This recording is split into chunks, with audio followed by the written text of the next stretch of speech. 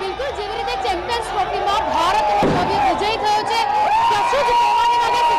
દ્રશ્ય આપ જોઈ શકો છો, જે રીતે વડોદરાના ક્રિકેટ પ્રેમીઓમાં ઉત્સાહ જોવા મળી રહ્યો છે, જીતની જે ઉજવણી કરી રહ્યા છે, ફટાકડા ફોડી અને આ જે ભવ્ય જીત છે તેના માટેની ઉજવણી કરી રહ્યા છે. ત્યારે કેટલાક ક્રિકેટ પ્રેમીઓ હાજર છે, તેમની સાથે વાત કરીશું. ભારતનો વિજય થયો છે, કોને શ્રેય આપી રહ્યા છો? ખુશી અનુભવે છે. Perfect answer. ભારતની જીત થઈ છે, કેટલી મહેનત હતી ભારતની જીત?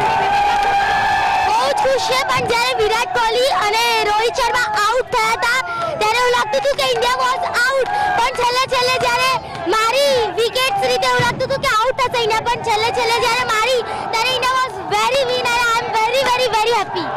બિલકુલ, તો જે રીતે ઇન્ડિયાનો જે જીત થઈ છે, લાગી રહ્યું છે હાર્દિક પંડ્યાની મહેનત છે જીતાડવામાં. એ છે ખૂબ મહેનત છે હાર્દિક પંડ્યાની આજની મેચ જીતાડવામાં, અને છેલ્લે જાડેજાએ પણ સારું પરફોર્મ કર્યું છે. બિલકુલ સારું પરફોર્મ કર્યું છે. ગુજરાતી તરીકે આ જે ચેમ્પિયન્સ ટ્રોફી છે, ગુજરાતી ક્રિકેટરોનો કેટલો મોટો ફાળો? બહુ ફાળો છે એમનો, બહુ ખૂબ આનંદ થયો. ખૂબ મોટો ફાળો કહી રહ્યા છે. હજુ પણ આપણે દ્રશ્ય બતાવવાનો પ્રયત્ન કરીશું કે જે રીતે વડોદરાના નગરજનો છે ખૂબ જ ખુશીમાં ઝૂમી રહ્યા છે. આગળ જવાનો પણ પ્રયત્ન કરીએ. જે રીતના માહોલ સર્જાયો છે, તમામ લોકો ભારતની જે જીત છે આ જીતને ખુશીમાં ઉજવી રહ્યા છે. કેટલી ખુશી થઈ રહી છે ભારતને જ્યારે ટ્રોફી મળી છે. બહુ ખુશી છે.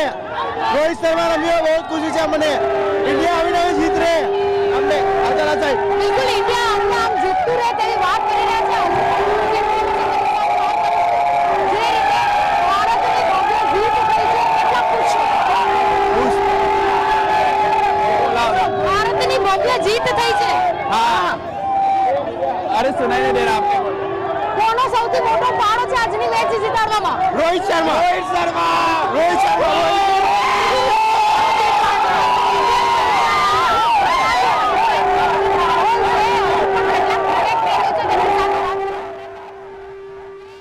તો હિટમેન રોહિત શર્માએ સૌથી વધુ રન બનાવ્યા અને આજની જીત પાછળ તેમનો સૌથી વધુ ફાળો કહેવામાં આવી રહ્યો છે. અને આ સાથે જ વડોદરાના દ્રશ્યો આપે જોયા. આ રીતે અમદાવાદ હોય, વડોદરા, રાજકોટ હોય, તમામ જગ્યાએથી આવા દ્રશ્યો જોવા મળી રહ્યા છે. રોડ રસ્તા પર લોકો પણ નીકળી રહ્યા છે.